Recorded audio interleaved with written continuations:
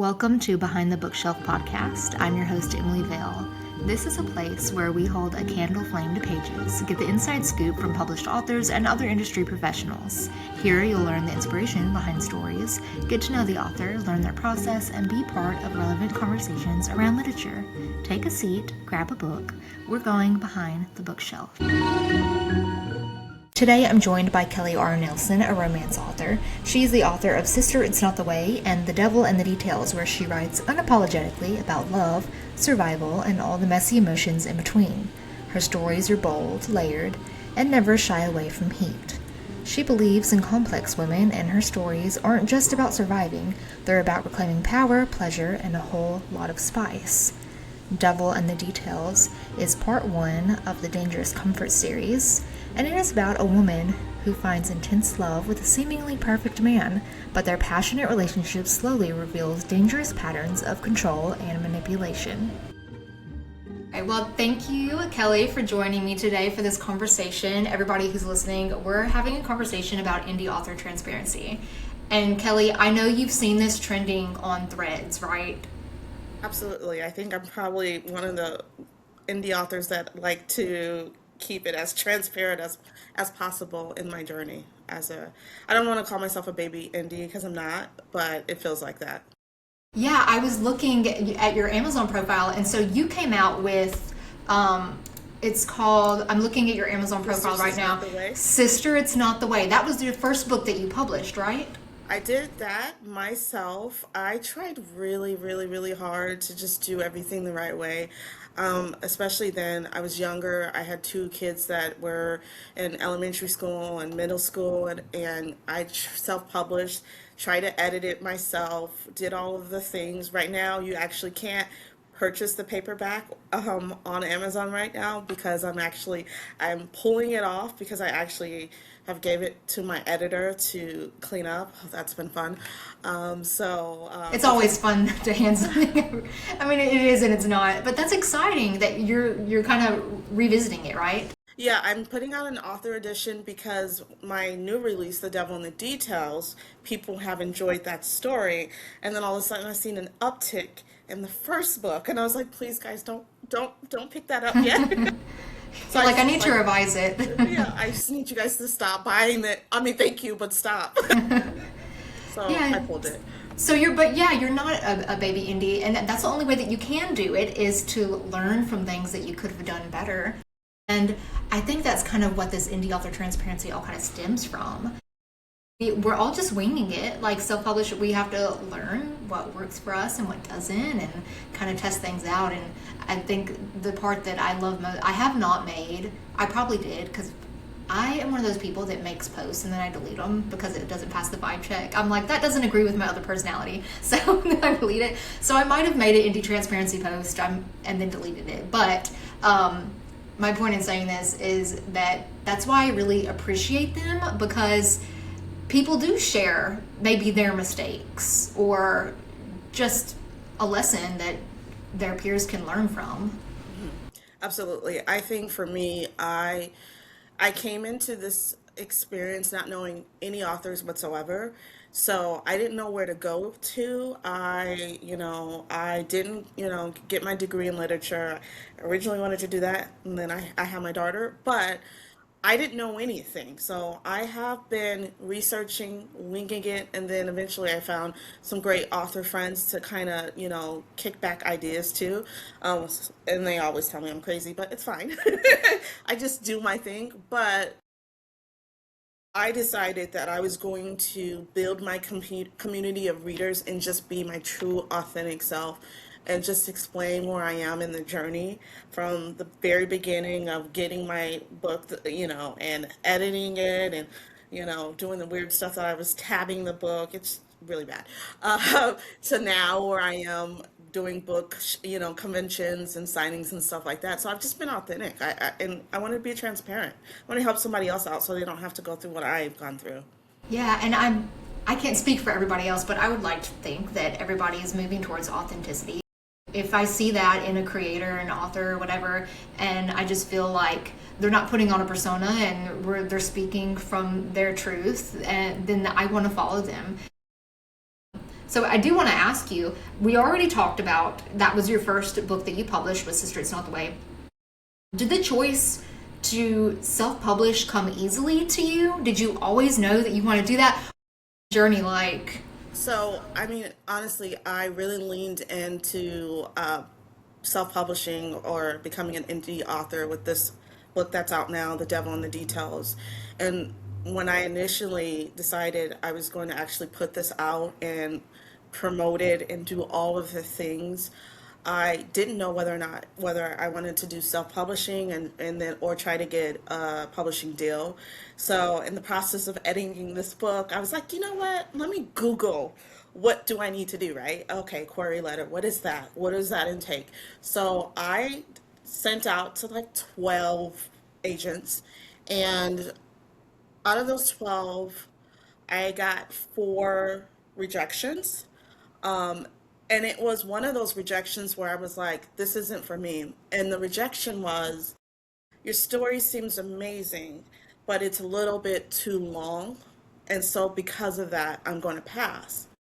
And for me, I was like, okay, all the books that I love right now are super long books. Can I ask what the word count is? Or the page For The count? Devil in the Details is 114. And they said that was too long? It was too, yeah. But, and my thing is that it's a romantic suspense and it leans on the darker side. And for me, it just felt wrong. My spirit was like, this is not what you should be doing. Playing by someone's rules is not something that I really agree with. And I think my problem with the industry is there are all of these rules that are in place that have been in place for many, many, many years. And I don't agree with not being innovative. And, now it's like, oh, I only want you to write books based on these tropes. And so that for me was like, well, I write what I feel and I don't play by those rules. So therefore, I think I need to go the independent route. And so that's what I decided to do. Yeah, and I can relate with that. I think a lot of people who probably choose self-publishing is because we don't want to necessarily receive permission from someone else to do something that we believe in and that we have worked hard in and that we know is good. We have confidence and it's our creative expression and da da da da. It can be very frustrating to wait for somebody to tell you that what you made is good enough. And so that's really what pushed me towards self-publishing as well, because just like you, I did go through the process with querying, and I personally encourage every author that I talk to, I encourage them to query because I learned so much from it, and you learn a lot about industry standards from it, and things like that, and terms and stuff. And I don't know about you, but I felt like querying kind of like there was a sense of, and I get maybe there's a reason for it, but I felt like there was a little bit of gatekeeping to even approaching traditional publishing. Honey, there's gatekeeping throughout this entire system. Even to get your book in certain libraries, they want you to have, let me not get on this Wait, platform. I think I saw your post. Yeah, we're hindered. We are like in a way. I don't want to use the term prejudiced, but indie authors, self-published authors, like we are hindered a little bit because we don't have that publishing deal. We don't have that permission. So yeah.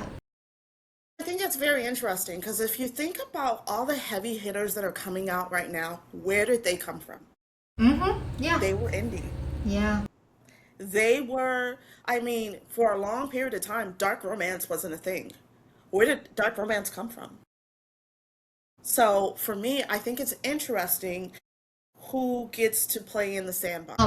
And to that point, you were talking about like tropes, and you didn't want to kind of fall in line with the expectations that others were setting for you. For an example, that you were talking about dark romance, I'm going to use an example. Bryn Weaver, who came out with the Ruinous Love trilogy, she's been very vocal about this, that she wrote this because she wanted to flip all the tropes on their head. And whether you're a fan of Bryn Weaver's work or not, that's just a light example, kind of like there's no set rule, I guess, what is going to succeed and what's not. And that's the point. I mean, if we're going to write what are we writing for if we have to write by certain rules? And like being a writer, there's a source of freedom and independence that comes with it. But when you tell me that I need to write a grumpy sunshine, cozy romance or historical fiction because that's what's selling right now, well, I don't operate in that place. And so for me, I lean a different way, and that's fine, but this is how I feel. Eventually, you're going to recognize the woman, the queen that I am. And you know what happens when you see a queen, you're going to have to like bow down and say, "Hey, you know what? This person has something here." And that's the thing. I just felt like it was very important for me to just be me. And being me means, especially outside of writing in my work life, I'm the one that probably says no when everyone else is saying yes. But I have reasons why. But I try to see the bigger picture. And I just don't really want to operate in a world where these are the standards, everyone has to comply, and this is what needs to happen. I Yeah. just can't do it. I Yeah, we mean, don't need to follow that anymore. And I'm glad to hear you say that because I very much agree. And I would like to thank a lot of self published authors. They probably went into it for that same reason. So we just have to do what's best for us. Something that you said earlier was that you don't want to write a historical romance or like whatever they're telling you sells well. I think that's a difference too between not to say people who are career authors are not writing out of passion, but self-published and indie authors, I think we treat it more as a creative outlet and a passion, and we can treat it as career too. That's not to say we can't, and we don't. But I think there's just like there's so much passion in the self-published and indie published space because we're not adhering to that. We'll write what's marketable too, but like that's not our primary concern. I think like for me, like the devil in the details, I didn't go into it writing the story. It was a mere internal monologue, the crazy person that I am, in my head driving, and it was something that took a hold of me. And I don't write with having an outline. I don't write with knowing how the story is going to end. That story, I didn't figure out the ending until I was halfway done with that story. And I have a friend who's like, you have to have tropes. You got to tell the people what the tropes are. And I'm like, I'm not doing that. But Yeah, how are they going to know? Well, when I was reading books back in the 2000s, there weren't tropes. You read the yeah, back of the book jacket and you said, "Oh, this sounds like something interesting." So, I mean, I've kind of complied a little bit because, yeah. when you're submitting stuff to bookstores and stuff like that, you have to give them what are your tropes, what are your trigger warnings, and it's like, okay, fine, I'll play in the sandbox today, but I Yeah. don't know, just go out, just. Especially when it comes to romance. I don't write primarily romance. I write some with a romantic element in there. So I feel like genres that aren't romance, we don't have to rely as heavily on the tropes to market it. But that stuff, it all comes later for me too. Just a creative if I went into it with an idea of the tropes that I want to use. Other people can do it just the way my brain operates, which is here, there, and everywhere. I just need that freedom to just write it on the page and then whatever comes out comes out. And if I like it, I like it. If I don't, I can always delete. So, kind of like continuing on that train of talking about what is required of us, kind of in order to have our books be desired, I want to talk about the exposure that we all want and hope for, the audiences that we want to reach with our books. And to me, that looks like we're trying to grow a large following, like everybody wants that today. We're trying to grow a large following, getting views, competing with exposure that trad deals are able to get, professional, nice looking covers, which aren't cheap, creating our books into audiobooks. The list goes on. So I want to ask, how do you personally deal with the feeling of having to keep up in order to have your book be desirable? I don't. You don't. I don't play I in love that. that answer. I love I it. don't. Their race is their race, my race is my race. They may be doing a sprint and they might get the deal and they may get everything. But guess what? they may injure themselves somewhere along and they can't run anymore and they can't write anymore or they get cancer or whatever. I am like, hey, if I'm running this marathon, I'm going to make sure I have the perfect stride. I'm going to make sure I'm healthy. I'm not worried about what the next person is doing. And I think as a self-published indie author, it is easy to get distracted by our colleagues if we're Yes. concentrating on their success instead of just experiencing it and saying, oh my gosh, congratulations, let me focus on my stuff because if she can do it, I can do it. I know I have something in me. And I think if you focus on someone else's success and like, why is it not me? Oh, you're going to crash out, baby, multiple times a day. And, I think that's helped me out a lot. I'm going to be honest, when I first initially started, it was very difficult. And then I said, I tell my friend this. I want to be the Tyler, the creator of the writing world. And if you know Tyler, the creator, he plays by his own rules. He's his own person. He is his own brand. The brands come to him as much as he collabs with them. And I'm just like, why can't I do that on this side? What does that look like? Let me play around with that. Not let me, my friend just got a publishing deal and like, oh my gosh, right? So that's kind of where my brain and my mentality is. Don't focus on them. Focus on you. Run your own Yeah. race. Yeah, I love that answer. So, to be transparent, that in a way is something that I struggle with. Not viewing others as competition, but comparing and critiquing myself. So, I see and admire what other people do, and I'm like, I have to strive to get there. What can I do to get there? And it very much is going to be a crash and burn thing, like mentally. It wears on you. And so I am a very direct person. I am an Aquarius rising, like I'm just like my weird self. Okay, And Aquarius rising. yes, I'm a Cancer rising, so. I love that. What's your sun sign? Random side question. Okay. Sun sign Taurus, moon sign Gemini, so I'm petty. Don't mess with me. I play nice when I need to. But My I am husband's a Kendrick. Gemini, so I get you. I am Kendrick and I'm from Cali. And my rising is Cancer. So, Okay. yeah, no. Gotcha. I release my books based on moon cycles, which is hilarious. Wow, I love that. I've never heard of that. I love it. Again, But it's my stuff, right? So, yeah, but you know what? I will say this. It's okay to, like, when I started my journey, I started my Instagram Threads account in June of 2025.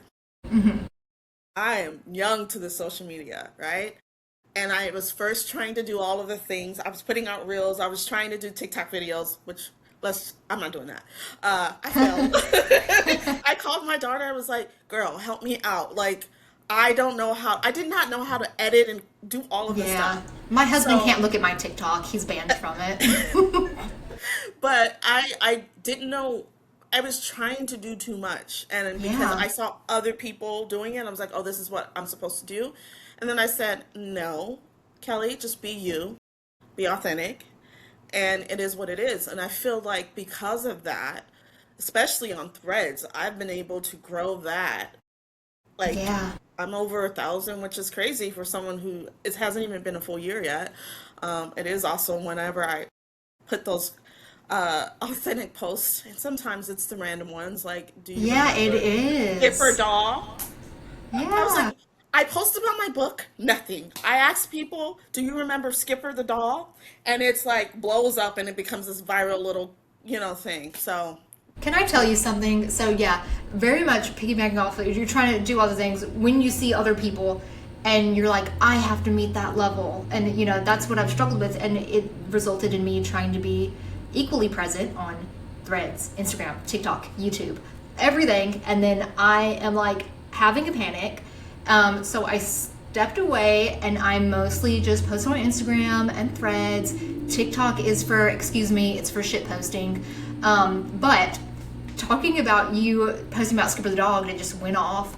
I made a video on my TikTok about True Blood, about like what is my favorite Pop Tart audio. And I was talking about my favorite episode is like this episode with Eric Northman does this, and it had nothing to do with my books, and it got like 25,000 views. And I'm like, this is insane. You can't make it up. No, you can't make it up. So after that happened, and then my views started going down, I really had to take a step back, and this was within the past couple of months. I'm just like, you know what? I just have to move at my own pace. Like, take a pause, Emily, take a beat. Things are going to happen organically. And when you spend too much time on social media, the pressure builds and it stacks. And it's unhealthy. So I love your answer is that you don't concern yourself too much with trying to make yourself desirable. Absolutely not. Just like you rock out, be you. If people love you, they love you. If they're going to ride with you, they're going to ride with you. And those are the type of readers, and that's the type of community that I want. And that's why I do appreciate this book community. Absolutely.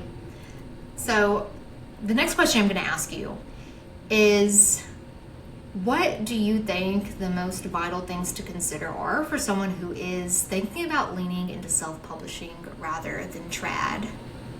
All right, so let's have a real conversation. I'm all for real conversations. Bring it to me. So here's the thing about self-publishing. You have to understand that you're also running a business. You just can't be the writer who writes and then puts their book up and posts every once in a while, and hopefully somebody will catch on. You have to wear many hats. I've had to learn how to do my own graphic design. I've had to become my own social media manager. I had to be my own booking agent, for heaven's sakes. I've had to learn how to reach out to bookstores. I've had to learn how to reach out to libraries. I've had to wear so many hats. And that's something that you need to consider when you're deciding whether or not you want to step into this role as a self-published indie author, whether or not you can handle wearing those many hats, because sometimes you might have to wear 2 or 3 of them at the same time, plus manage your children, plus on top of that, you have to be at work in the morning. So what are we doing? So that's what I would really say. And learning how to build that community. It is not going to be easy. Yeah, it very much is an uphill climb. Yeah, 100%. you definitely need to make sure, if you're going to go that route, have some friends that are possibly doing the same thing, and maybe have some friends that are experienced. So when you have those moments where you're doubting yourself or you're crashing out, like I've done multiple times on the internet, which is fine, uh, You're not they, alone. You're not alone. they can bring you back to reality and say, girl, you're doing good, you're rocking out. Like, you need somebody that has that experience, so you know that you are doing all the right things. Yeah, I would agree. And that's part of the transparency. We do have to wear so many hats, and I think going into it, maybe some people don't realize. Whenever I have a group chat of other writer friends, and when I was trying to go trad, I kept telling them, well, the reason that I want to go trad is because I don't really want to market my book. And that was true, and it's still kind of true. Because you But have to do that anyway. yeah, you have to do it anyway. So, yeah, Yeah, but what I didn't realize is the thing that is most important, or it's vital for me now, and what I'm really trying to do is build on community of other indie authors and self-published authors, which is why I have this podcast in the first place, because finding people that are doing the same thing as you that's hard is so necessary. Yeah. community is everything. I mean, again, I didn't know anyone who wrote, and so I don't know, I was on Threads and I saw an author meetup flyer for a bookstore in Monrovia, Underdog Bookstore. So I decided I was just going to pop up and show up because I want to meet people who write, right? And I think that was the best decision that I made, because one of my good friends now in this community, she was actually there, and she actually was following me on social media, which was weird, and I did not know. And she's like, "Oh, I stalk you," and I'm like, "Girl, okay," but because of that connection and having that space to meet other people, it has made me that much stronger as a writer. And then I was there last night and we were talking. They're like, look at you. You came here in October and you're this different person. Like you're always booked and busy. And I'm like, yeah, that is true. But they're like, you've grown so much from when we first met. And I'm like, it's been only 6 months since my book has been out. Yeah, when you look at it, when you are quote unquote hustling, when you're putting in the effort and you're really setting out to make your author career succeed, when you really kind of take a step back and you look like, oh my gosh, it's been 6 months, look how much you've accomplished. I recently did the same. I look back and I'm like, okay, this is what I did in the past year. I should pat myself on the back. So if anybody is listening and is discouraged because you're not meeting a standard that you want to set and you're comparing yourself to somebody, take a step back, look at where you were a year ago. This time last year, I was still writing the first draft of The Devil in the Details. And then April came and Los Angeles Times Festival of Books it's a thing. And so I decided that I was going to go. And I remember it was pouring down and it was raining. And I remember and I was like, oh my gosh, hopefully one day I will be here. I can do an event. People will come buy my books. Like this was literally last year. And I can say this year I'm collaborating with a bookstore where people will be buying my book. Not but one day, but 2 days. I never would have thought that. Like That's I amazing. I didn't think it was a dream, and now my dream is like, wow, this is coming true. But when I look back, I realized I had to do the things that were most uncomfortable. I had to release a book. I had to tell people I released a book. I had to promote said book. I had to meet new people because I think all writers, in a way, they're all introverts. And then I had to put myself out there as Kelly R. Nelson, the author, and do these events. Yeah, I Pat think yourself on that's your back if you've written a book. If you've done one of those things, just know that there's a lot of people who say they want to write a book and they never do it. Yeah, I don't remember the percentage, but it's like a crazy percentage of people that start to write a book and don't finish. And so just finishing writing a book alone is a Pat yourself wonderful on the back. feat. Yeah. And to your point about doing the uncomfortable things, that's where the most beautiful things grow is when you do allow yourself to be uncomfortable because that's where change exists. I am just thankful to the universe. I'm like literally thankful for everything. I mean, I think it's a great way to show my kids how much especially as a single mom, getting two kids, getting them to college, and my son's senior year, I was writing this book, so he gets to see his mom be successful outside of being a mom, and I'm actually doing something that I wanted to do since I was a kid. So it's yeah, I manifested it. I do believe in that, but it is actually has been a lot of hard work. Yeah, it doesn't come without the effort, 100%.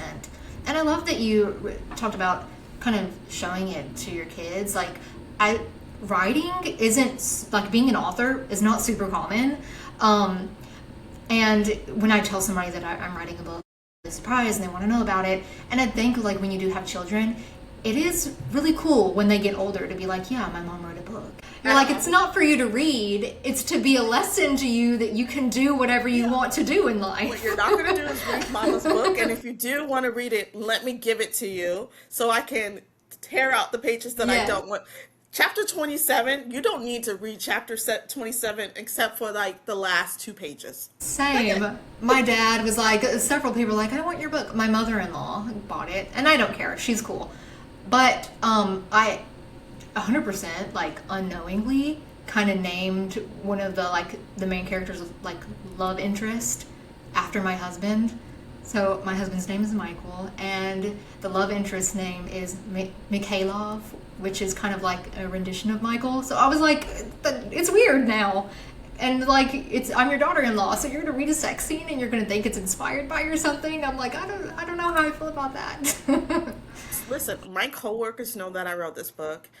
I know when they get to a sex scene because they go, "Hi, Kelly," and then they give me a little smirk, and I'm like, first I'm like, "Why are you staring at me like that?" And then it's like, "Oh, It's like, oh, you're at chapter 16. Okay, good to you figured out where Kevin put his thumb. That's my joke.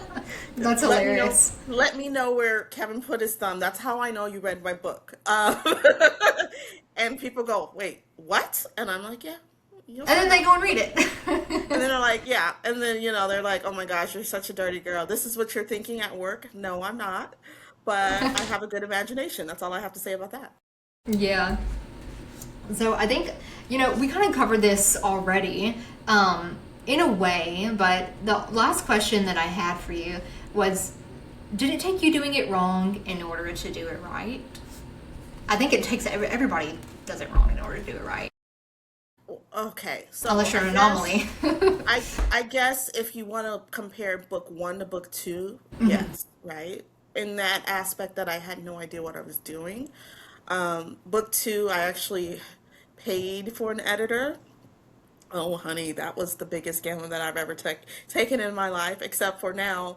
I guess I can tell you this, that I am working on the audiobook. Now, that's the biggest gamble of my Oh life my right God. now. Girl, I'm Um, doing the same thing 100%. I'm like, did I make a mistake? No, I have to remind myself why I did this. Yes, so I relate with you.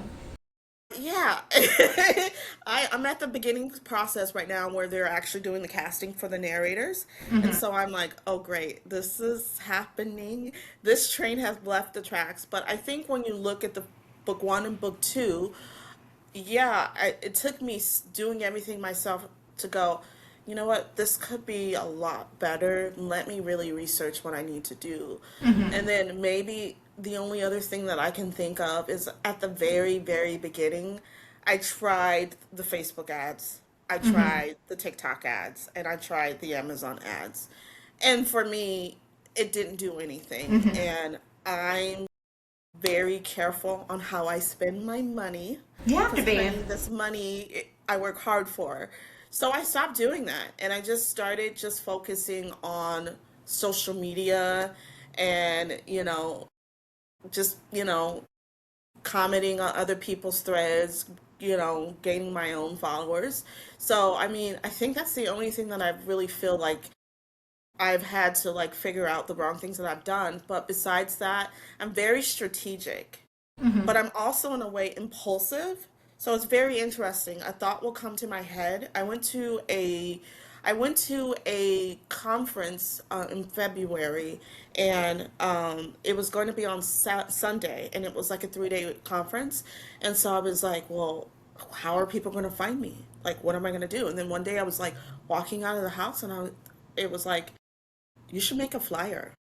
You should say, "Here's me. Here's my book details. This is where you can find me on this day."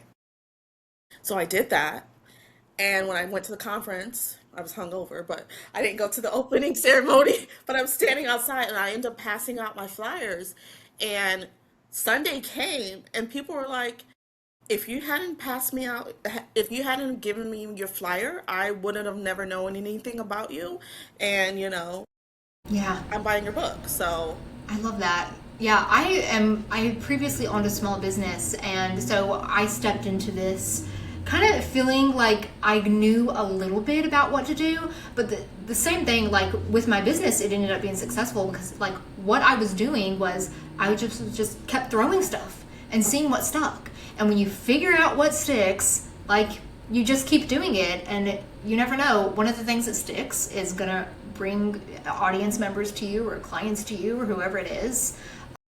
And you really do just have to like continue to put yourself out there and even get creative with it. and I think that's why it's important to not focus on what other people are doing. Yeah. Because if I was focused on like this is how my brain, I'm gonna be this is how I really operate.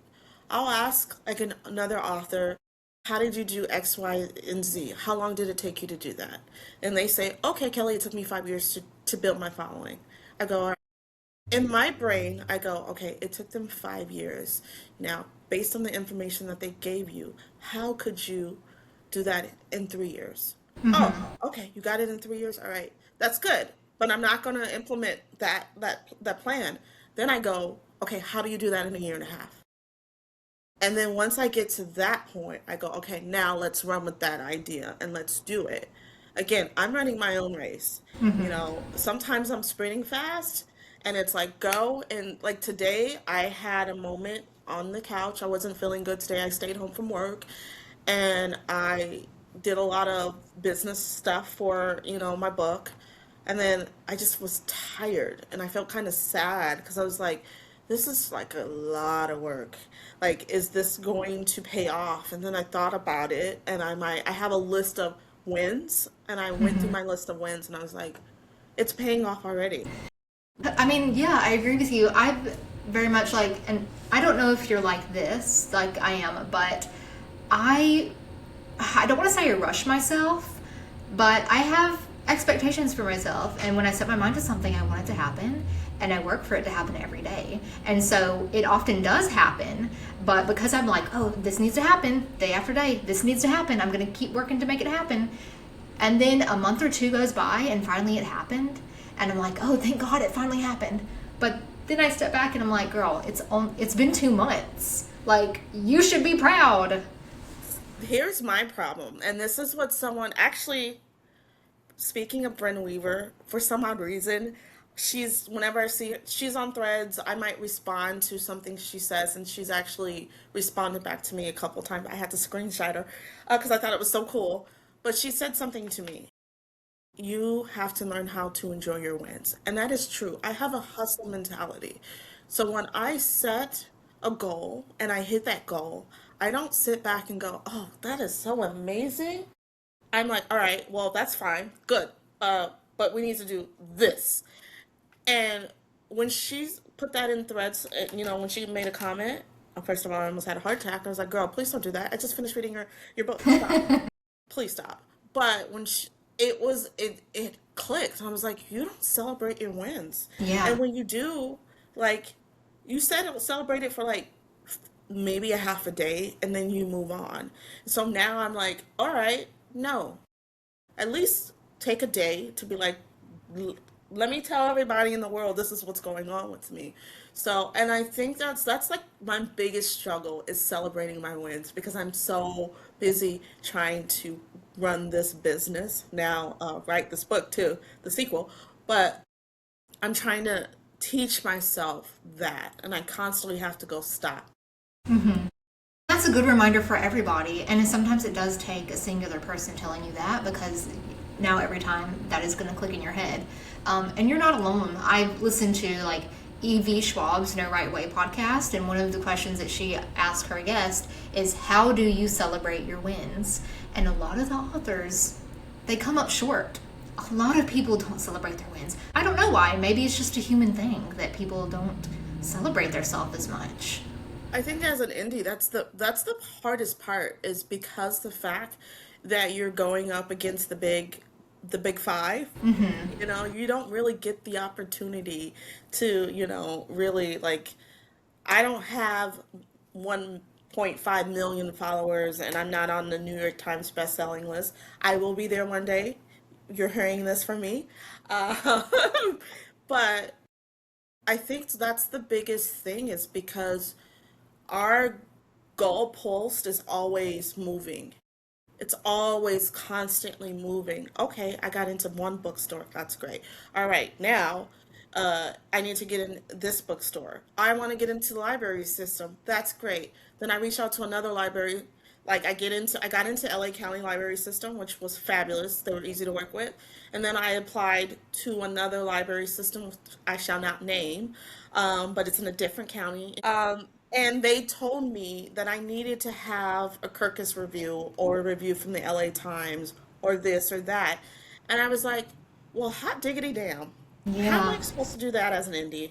Because when I research those things, they want my book 4 to 6 months in advance. Yeah. Okay, I don't have a Gatekeeping. marketing department. Hello. Yeah. Yeah, I don't have a marketing department. So I technically need to be giving someone my book now for my release in October. Well, it's not done.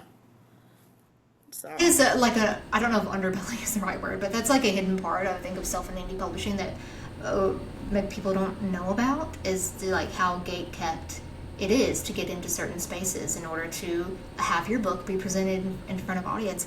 And it's not just gatekeeping either, it's accessibility. because it's expensive. A NetGalley account is like $575. There are other ways to do it, like co-ops or whatever they call it, but yeah, it's Yeah, not super accessible. but I also put them on blast. And I think it's important. I think we need to be transparent in that because when I put on social media, please reach out. Please, like, make a recommendation or request an indie author in a library system. That matters so much because if you have more people requesting this book, then the opportunity for an indie to get in is it's bigger. It's crazy to me that there's such a huge chokehold on publishing. Well, there's a bookstore because I wanted to do like a book signing or have some type of like book release party or something. It's standard, like people do that. And there's a bookstore I was looking into. They have a space where people do like a discussion about their book and whatever, do signings. And they explicitly stated on their website that they do not do welcome it to indie authors. It's only for trad authors. And I was like, excuse me? Like, how fucking rude. Let me tell you something. I've actually had bookstores I've reached out to and said, hey, like, I'm, Kelly R. Nelson, the author of The Devil in the Details, and I have this book, blah, blah, blah, blah, blah. Totally ignores me. I even met some people, ignored me. I started reaching out, and other indie bookstores, and they start allowing me to come into those spaces. Guess what happened? The people who told me no or ignored me, they're following me now. Hey Interesting. girl, hey. I never forget those who helped me out, but you're gonna have to wait now. She's Yeah. booked. Who was it? What? Oh, Julia Roberts and Pretty Women. Big mistake. Yeah. Big mistake. That's me. Big mistake. And I think it comes, like, the bookstore thing, I think it comes from the premise that because we self-published and we weren't allowed entry, it's because, like, we're not as good, and they don't want to platform us for that reason. That's my assumption, like, I don't know. With talking about, like, accessibility, about how expensive it is to even get your book out there, you have to pay to do a Goodreads giveaway. It costs $99 minimum. You may already know that. Like, you can't list your book as giveaway for free. That even cost $100 freaking. Well, honey, like I said, I like my money and I don't spend on things that I don't see if it's not going to give me any value. Everything is time and money, and my time is worth something. And again, I don't want to use the word conform. I'm just not going to do it. If it's meant for you, you'll figure out your lane, you'll do the thing. Everything will work out in the universe and God's perfect timing. No one can stop you. If this is what you're meant to do, this is what you're meant to do. And when it happens, well, it is happening for me. It's not when, it is actually happening for me. It's like, Yeah. Goodreads is another thing that I like had to learn. I'm obsessed with it, and reviews are for readers. It is, but it is not for indies because guess what? We have to use those reviews to market our books. So it's like I know they're not for me, but they are for me because I need Yeah. you guys' help, guys. So, and Exactly. that's a whole nother thing. Even with getting your book, someone buys your book. Like, I had to learn, like, okay, I definitely have made my money back from putting all the money that I put into this book, but now I'm thinking the business side. Well, okay, I need to get ratings. I need to get a review.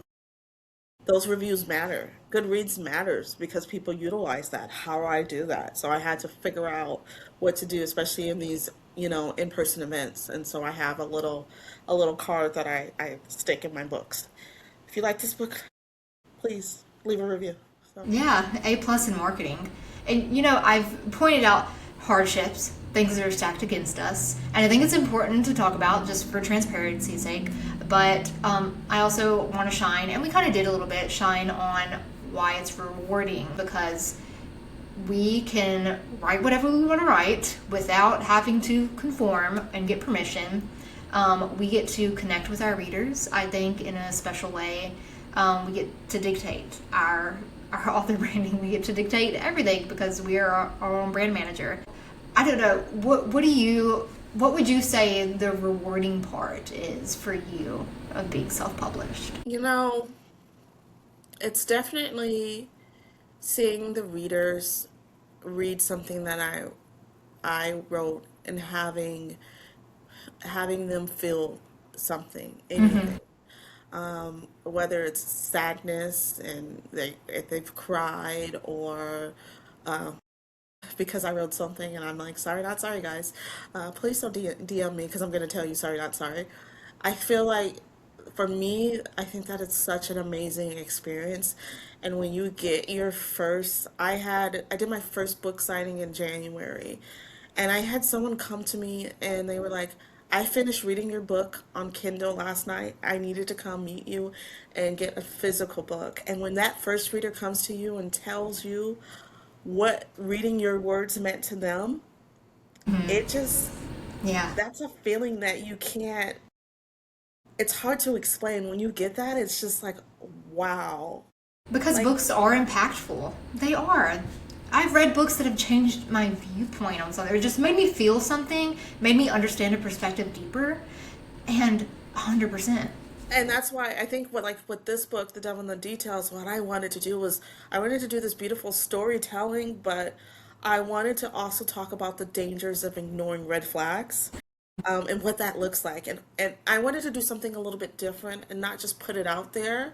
And with my story and with my characters, as a woman, there have been times where I have been in a relationship that I probably shouldn't have been. Because of that, I, if I, my younger self would have known to look out for this.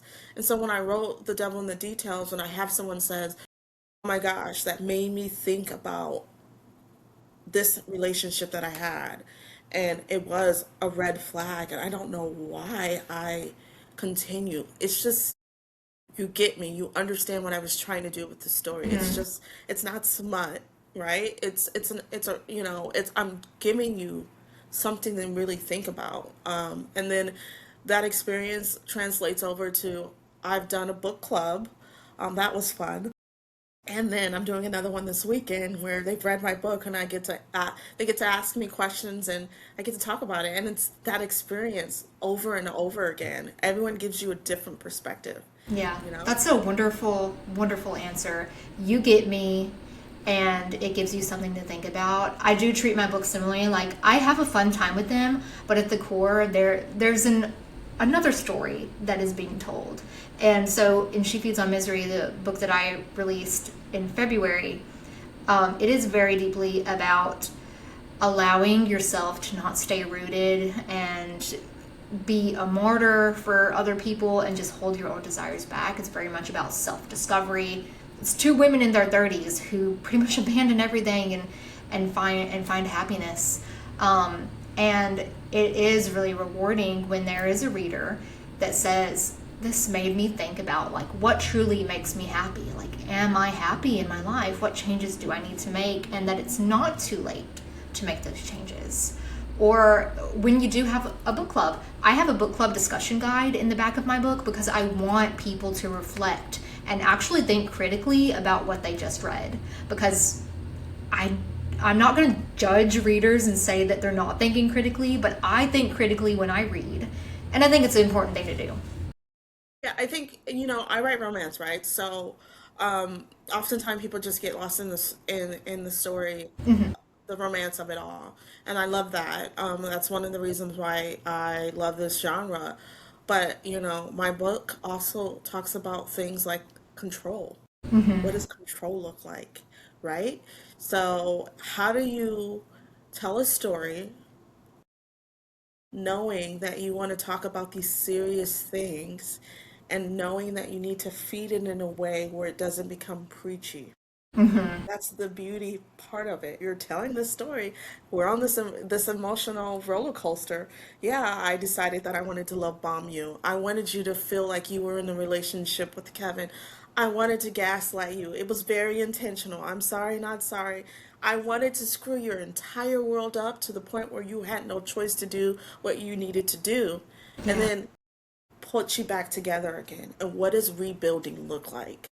That's so beautiful. I think stories that can paint that picture,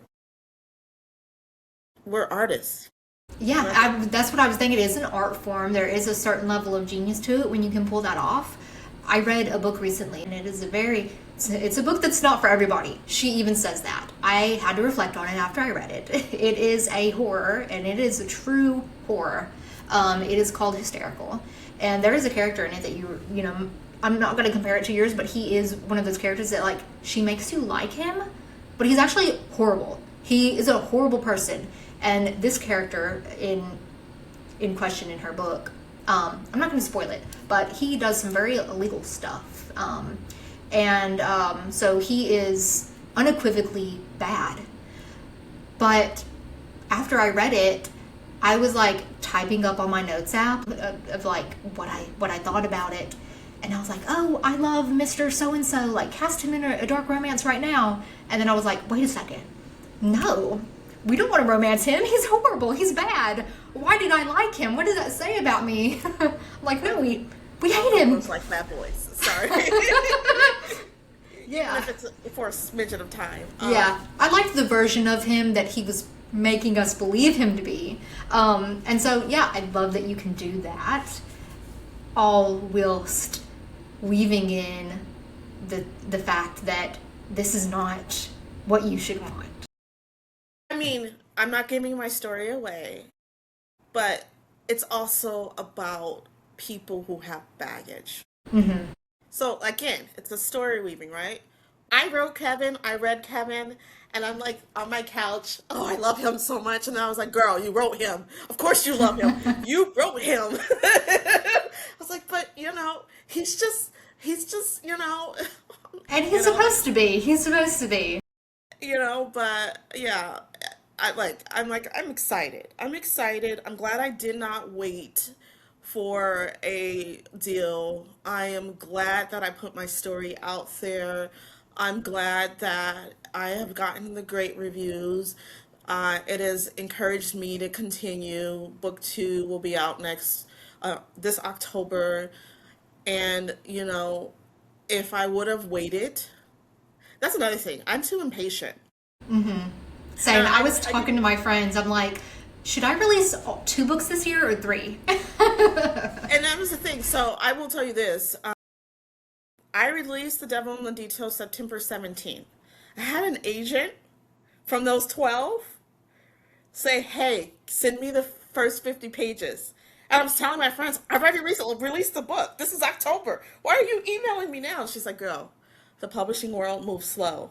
That's what happens to us all the time. And I was like, Yeah. Yeah, I think that's another reason that I decided to self-pub too, is because I do not work slow. I work quickly. I got a deal, but I got to wait 2 years. And like, I have a friend, and this is the reason why you should have friends that are indie and that are traditionally published. I have a friend who has an agent, and they're shopping her book. And she's playing the waiting game. It's good to hear their experience, those who decide to go that route.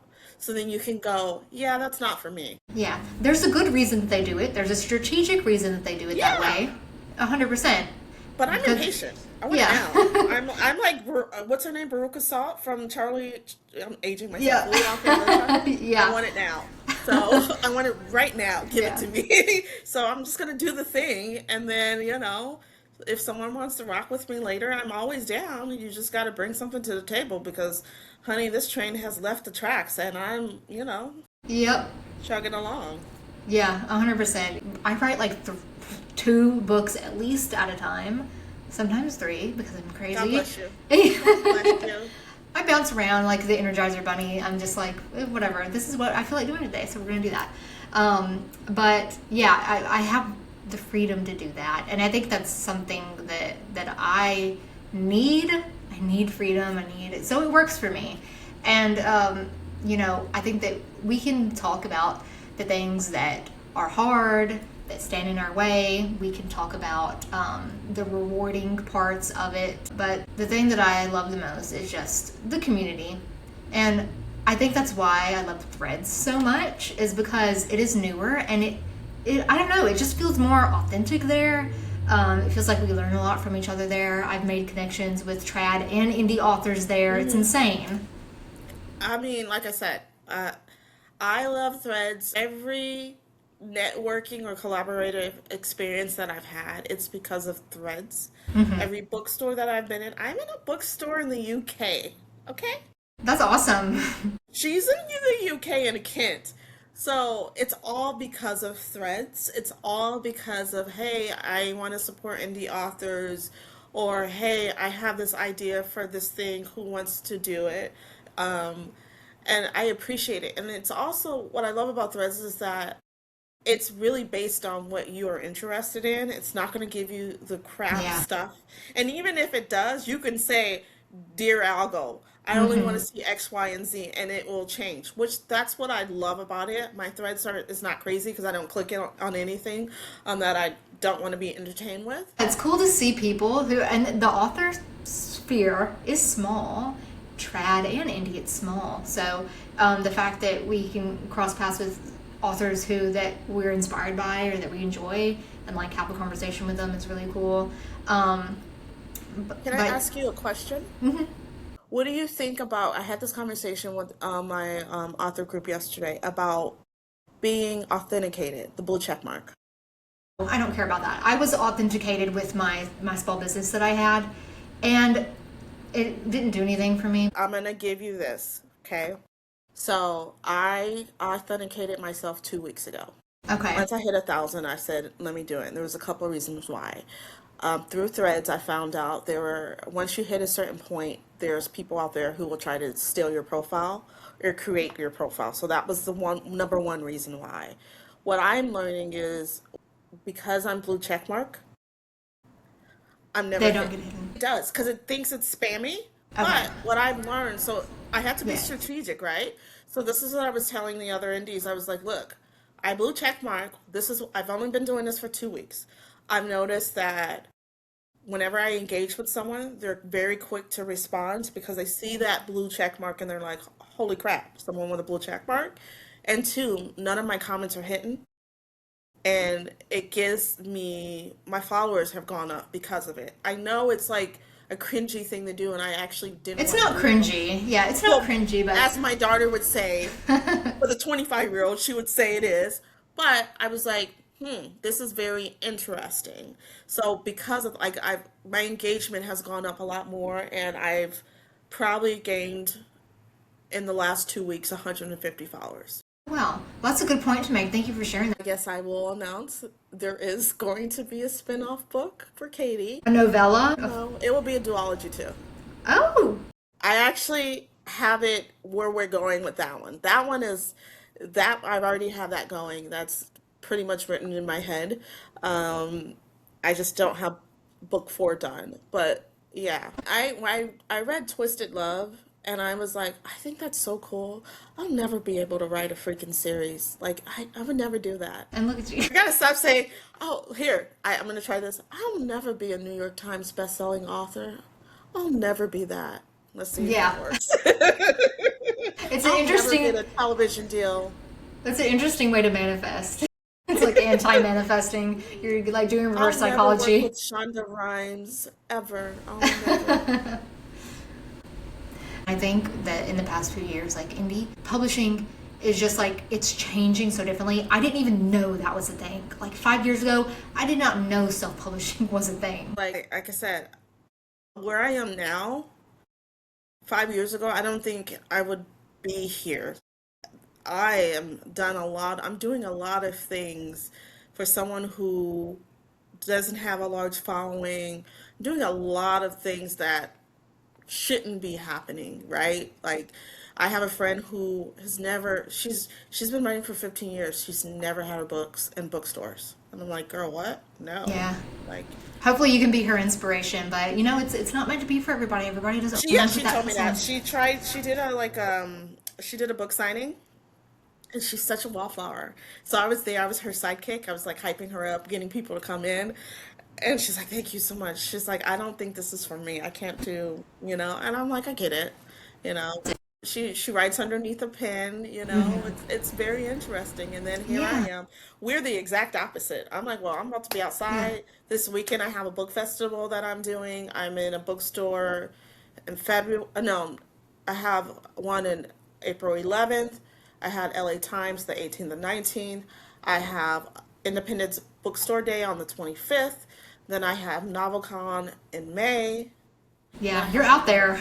You are really out there. February was nuts. I was like, girl, you Yeah. need to talk to your booking manager. You got to fire her. She's doing too much. I had one weekend off to myself. Yeah, people know your face, they know your voice, they know your name. I have a friend who is like opposite of me as well. Like I put my face out there, and in today's age in social media, we're felt like you have to put your face out there. One of the biggest things that I do is when I do my book signings, I dress up like, first of all, I don't dress like a mom when I'm doing the signing. Like, I'm the goth girl. Yeah. Like, I like frilly dresses, like things that I would never wear No, normally. actually, it makes sense because it's your brand. I dress in purple, black, or red. It matches Yeah. my cover. Yeah. Who does that? I'm thinking outside of the box.